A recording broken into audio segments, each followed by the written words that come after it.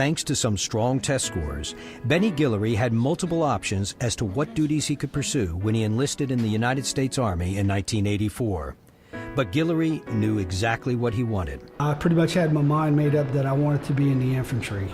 I wanted the hardest, roughest, toughest duty I could get. Things got tough, all right. After 2 stints in the Army from 1984 to 1995, Benny was motivated to sign up for a 3rd time after watching the events of September 11th. He was deployed to Iraq in 2004. The whole journey started like when we got to Kuwait.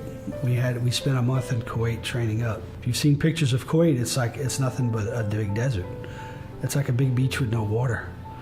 And we ended up spending 3 days convoying from Kuwait on ground to our location in Baghdad.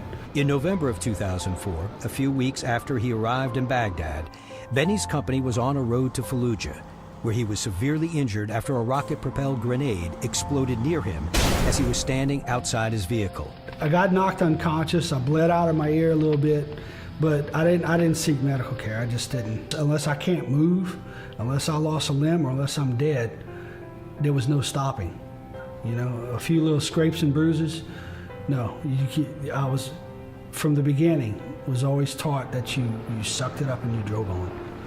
And that's my philosophy. It's a philosophy I kept with my troops. A couple of months later, as he was at his post on a rooftop helping to secure Iraq's first elections, he was barraged by mortar fire, sending him flying about 10 feet in the air.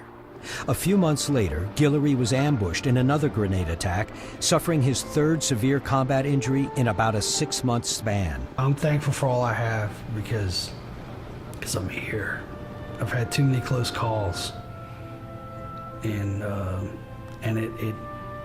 it doesn't hit you at the moment, but then years later, when you think about it, it hits you very hard.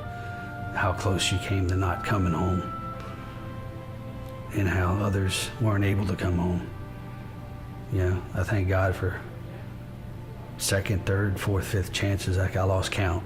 As a result of all those close calls, Benny suffers from a traumatic brain injury, constant ringing in his ear, and post-traumatic stress disorder. It's just a range of stuff, you know. It's just not, you know, I want to avoid situations that remind me of combat. Otherwise, I get pretty much mission ready, and that's not appropriate.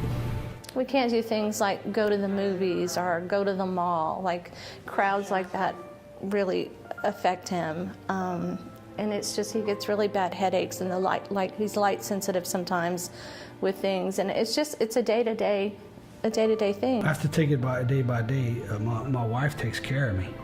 I can do without her. These days, there's no place Benny would rather be than at the beach.